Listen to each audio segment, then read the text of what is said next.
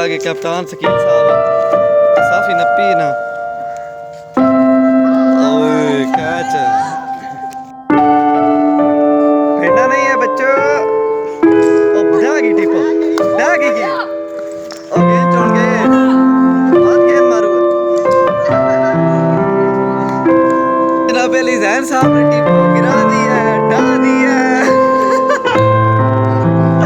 जैन साहब फिर ठोकू है और नहीं लगी जैन साहब ने एक टीपो गिरा दी थी और आप नहीं चांस मार रहे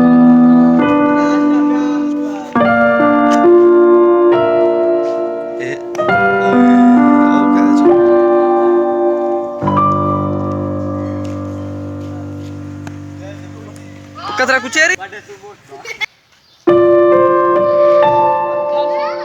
त्रै होगी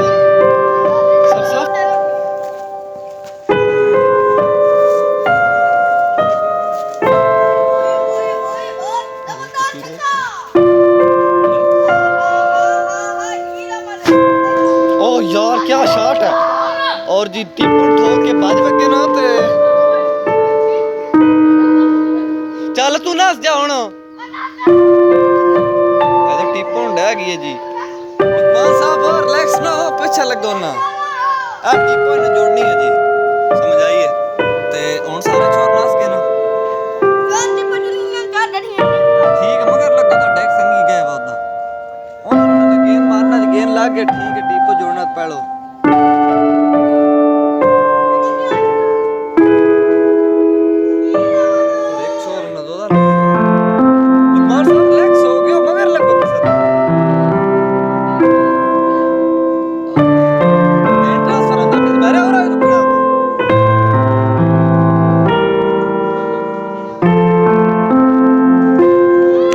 ते दो आके जनाब टीपो दी बुत्ती काट छड्डी ना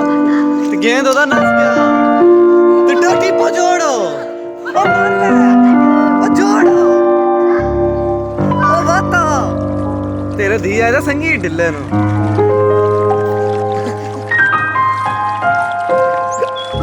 तेरे धी आया संगी ढिल्ले नु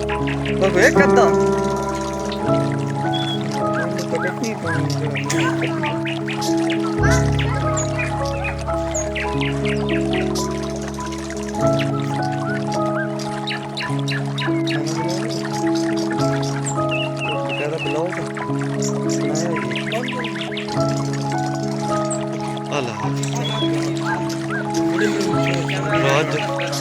टीपो दी जनाब अली बुत्ती काट छड्डी ना क्या वेट बाल क्या मारी गई हाय